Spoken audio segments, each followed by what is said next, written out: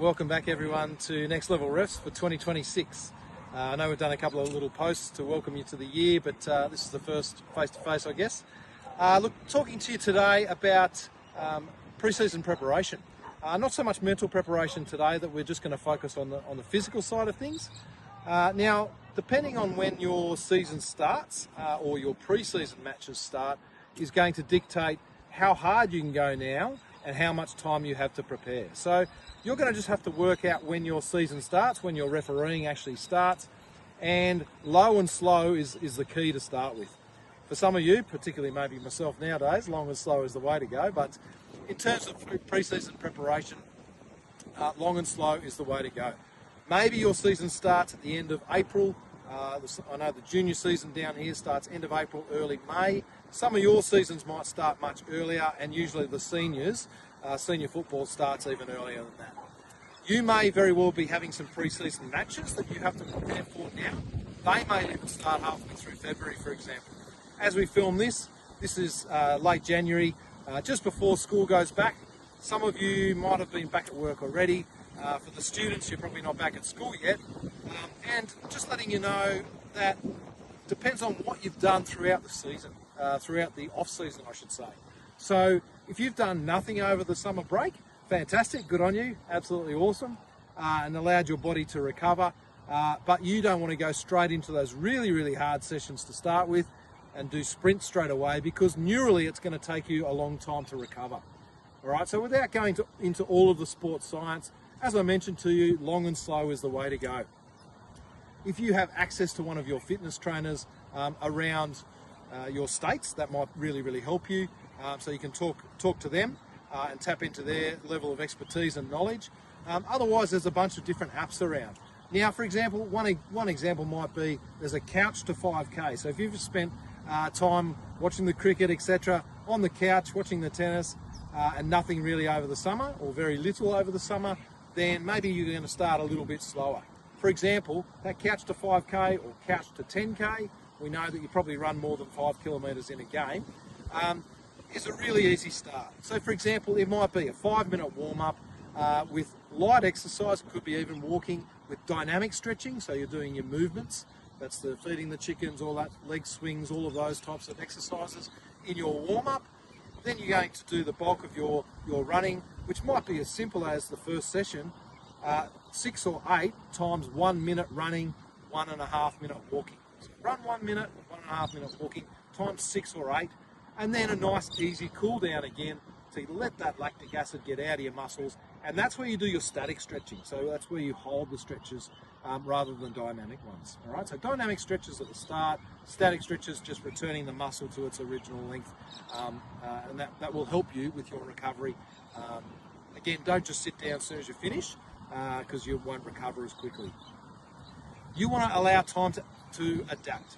If you think, oh geez, I've got a pre-season game in 1 week's time, I'm going to train every single day, it's not going to be smart, because you haven't allowed your body time to recover and adapt. Right? The body will think about, oh geez, you've done this to me after not doing much, I need to come back bigger and stronger. If we don't allow that adaptation, what happens? Well, I'll tell you what happens is you will fatigue. All right, we know our decision making drops right off with fatigue, and or you get injured.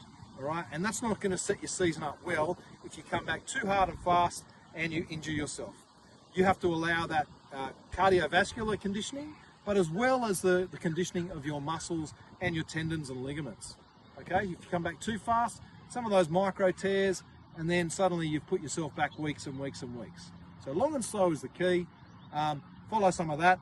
As you get closer to where your matches are going to be, you will reduce the volume of exercise you're doing. So maybe you'll reduce the distance that you're doing and up the intensity. So instead of a lower intensity, long and slow to start with, then you're going to get shorter and your intensity goes up.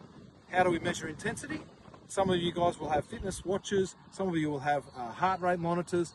You will go off what your heart rate is telling you around how hard you're working, okay?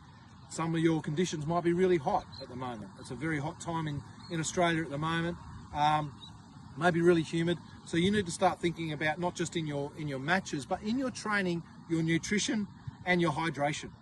Okay, so we're talking about slowly building our conditioning conditioning our muscles as well and our tendons, as well as our physical cardiovascular fitness, but needing to make sure that we prepare the old fail to prepare, prepare to fail. If we don't prepare our bodies well enough for what's about to come, then we aren't going to perform to the best of what we can do. So hydration, the old saying of if you're already thirsty, you're already dehydrated. You don't necessarily have to have all the different electrolytes and stuff. Water is the best to start with, but if it's some of those really, really hot days, maybe some of those hydrolytes, etc., might help you, all right? But follow the prescription there and talk to your doctors as well before taking on any of that advice. If you are someone who hasn't done much, talk to your doctor also about getting back into exercise, because we know football is physically demanding, especially for us referees too, and you want to make sure that you're going to do the best thing by the game. So long and slow to start, then reducing the time, as I said, upping the intensity, and shorter, sharper stuff as well. So we know in a football match, our heart rate gets up there and then we might walk a bit. Our heart rate gets up and we might walk a bit. So you want to replicate that in your training.